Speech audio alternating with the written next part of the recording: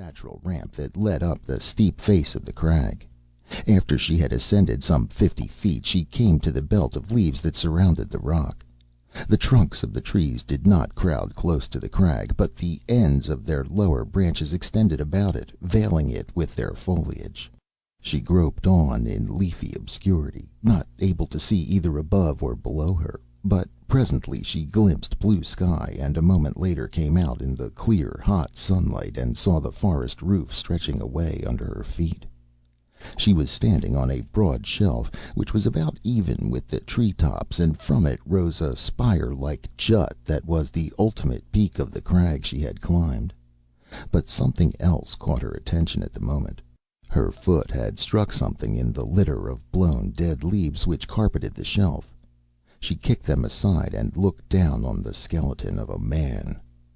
She ran an experienced eye over the bleached frame, but saw no broken bones, nor any sign of violence.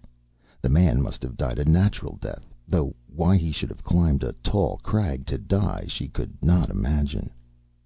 She scrambled up to the summit of the spire and looked toward the horizon. The forest roof, which looked like a floor from her vantage point, was just as impenetrable as from below. She could not even see the pool by which she had left her horse. She glanced northward, in the direction from which she had come. She saw only the rolling green ocean stretching away and away, with only a vague blue line in the distance to hint of the hill range she had crossed days before to plunge into this leafy waste. West and east the view was the same, though the blue hill line was lacking in those directions. But when she turned her eyes southward, she stiffened and caught her breath. A mile away in that direction the forest thinned out and ceased abruptly, giving way to a cactus-dotted plain, and in the midst of that plain rose the walls and towers of a city. Valeria swore in amazement. This passed belief. She would not have been surprised to sight human habitations of another sort, the beehive-shaped huts of the black people, or the cliff-dwellings of the mysterious brown race which legends declared inhabited some country of this unexplored region.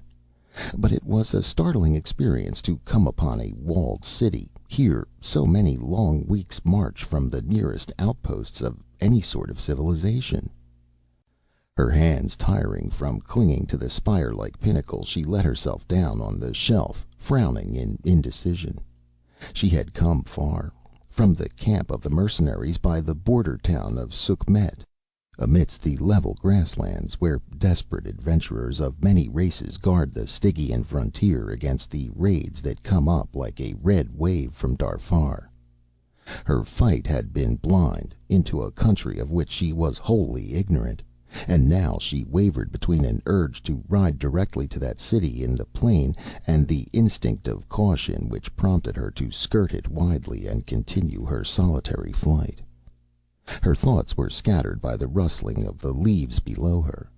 She wheeled cat-like, snatched at her sword, and then she froze, motionless, staring wide-eyed at the man before her. He was almost a giant in stature, muscles rippling smoothly under his skin, which the sun had burned brown. His garb was similar to hers, except that he wore a broad leather belt instead of a girdle. Broadsword and poniard hung from this belt. "Conan the Cimmerian?" ejaculated the woman.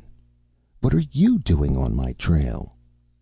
He grinned hardly, and his fierce blue eyes burned with a light any woman could understand as they ran over her magnificent figure, lingering on the swell of her splendid breasts beneath the light shirt, and the clear white flesh displayed between breeches and boot tops.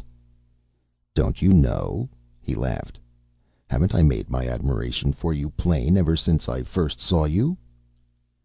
"A stallion could have made it no plainer," she answered disdainfully.